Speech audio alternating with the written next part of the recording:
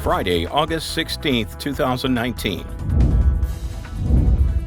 Israel denies entry to Omar and Tlaib. The Israeli government said Thursday it would bar two Democratic congresswomen, Ilhan Omar and Rashida Tlaib, who support the Palestinian-led boycott movement, from entering the country. The move drew swift rebukes from Democratic leaders as well as the leading pro-Israel lobbying group in the U.S. However, Israel will allow Tlaib to visit her family in the occupied West Bank on humanitarian grounds.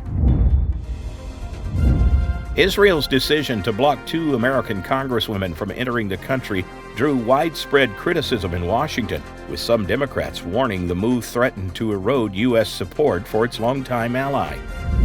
Indian Prime Minister Narendra Modi used an Independence Day speech to defend his decision to strip Kashmir of its special status.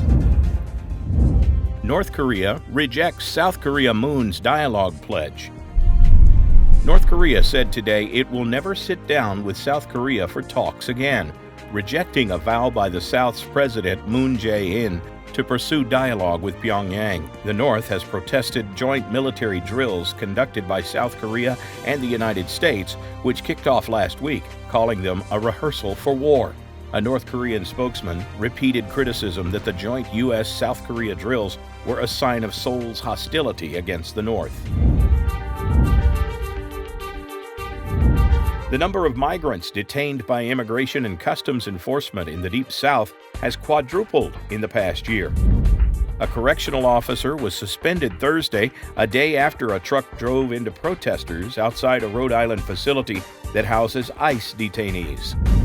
According to authorities, the criminal history of a man suspected of barricading himself inside a Philadelphia row home should have prevented him from legally owning firepower.